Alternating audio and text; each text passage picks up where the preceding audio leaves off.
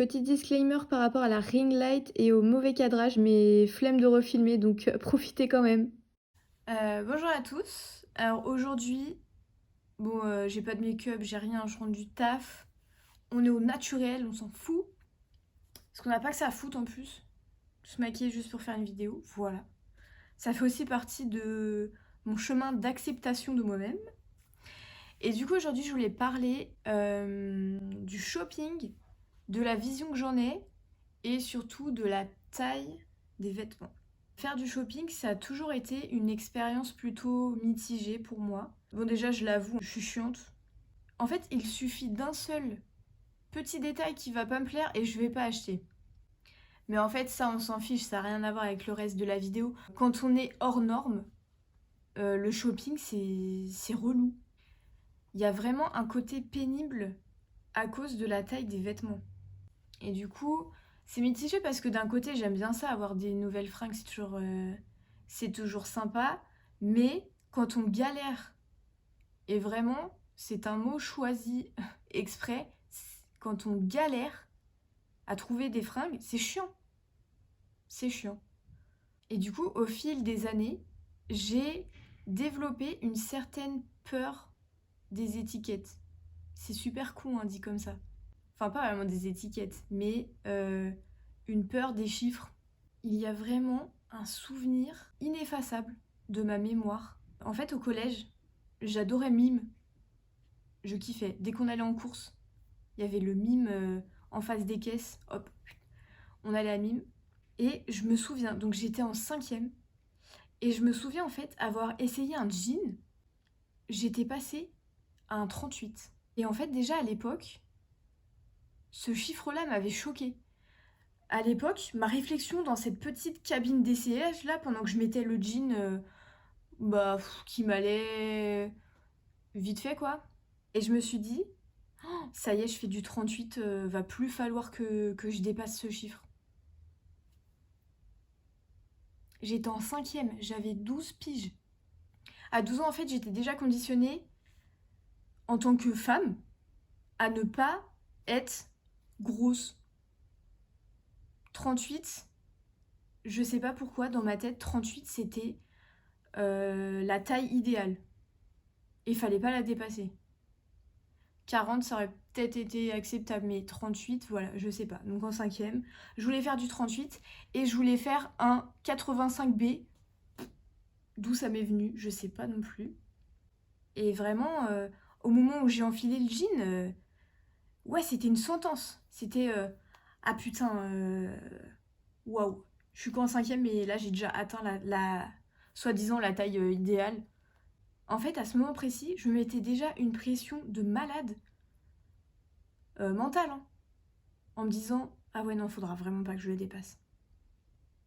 12 piges. 12 piges. C'est ouf, hein.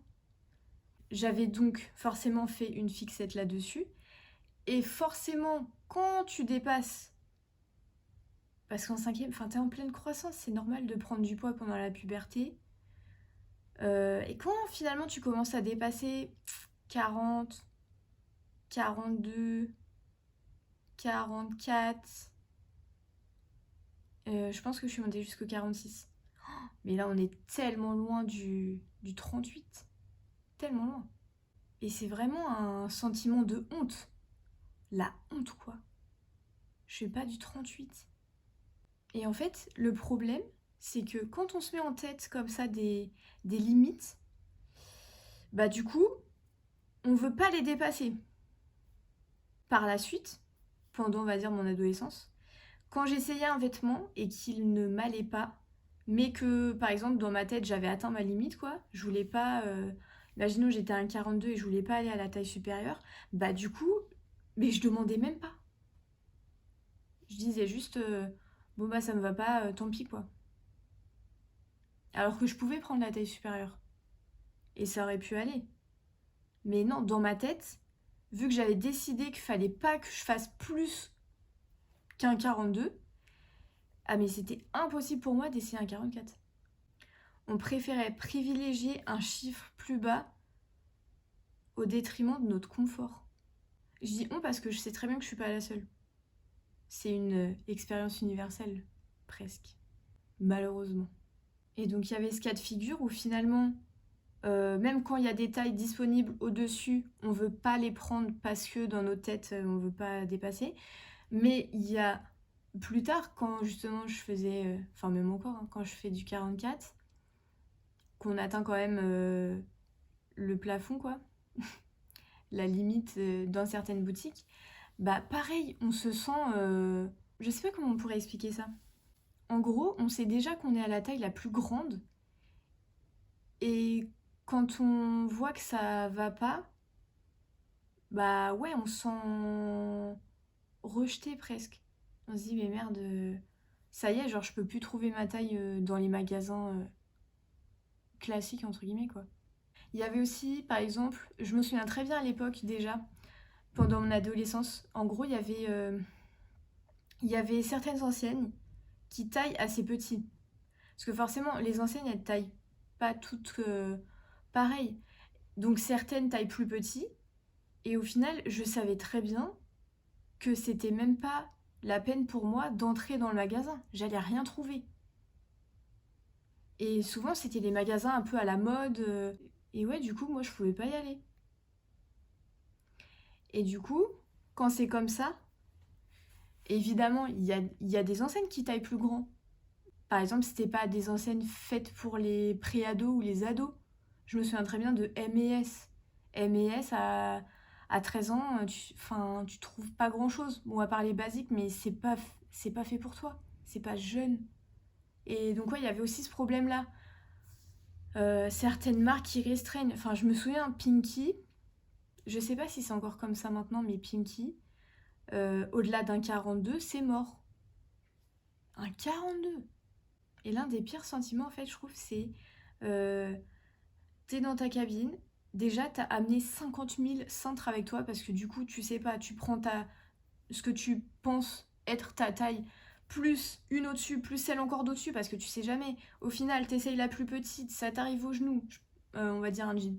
Ça t'arrive au genou, tu prends celle du dessus, ça rentre, mais t'arrives pas à fermer le haut. Et après, t'arrives à la taille max et ça va toujours pas. Et il y a vraiment frustration, déception, colère. Colère en plus contre nous-mêmes. Enfin, moi, j'avais souvent cette réflexion en mode ah, mais de toute façon, si j'étais plus mince, j'aurais pas ce problème-là. Mais c'est pas moi le problème. Ils ont qu'à tailler mieux leurs vêtements aussi. Ils ont qu'à être plus inclusifs. Ça a jamais été moi le problème. Sauf que bon, quand t'es jeune, tu le comprends pas ça. Donc voilà, t'es en colère contre toi-même et en plus t'as un dégoût. Du coup, j'étais vraiment dégoûtée par mon corps. C'est fort, hein. C'est fort comme mot, mais enfin, c'était la vérité, hein. Je compte plus le nombre de fois où je me suis effondrée dans une cabine d'essayage. Vraiment à pleurer parce que ça faisait 1 heure que j'essayais plein de trucs et jamais rien n'allait. C'est super long, on se sent comme une merde. Et en plus, tu sais très bien, tu repars bredouille. Tu sais que ce scénario-là, il va peut-être se répéter dans une autre boutique. Et c'est pénible. Enfin, franchement, les après-midi shopping, quand ça commence comme ça, mais moi, c'est mort. Je préférais vraiment rentrer à la maison, j'étais pas bien.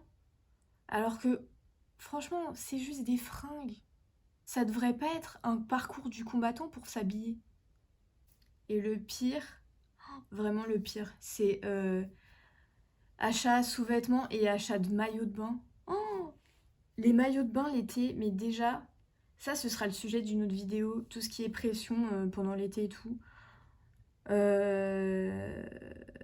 Tu sais que t'es pas au top, que t'as pas ton summer body, et toi t'es là en train d'essayer des maillots, et tu sais très bien que ça va pas.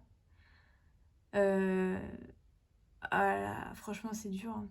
C'était dur, maintenant ça va un peu mieux, mais... En plus t'as l'éclairage cru, qui te met bien mal, là,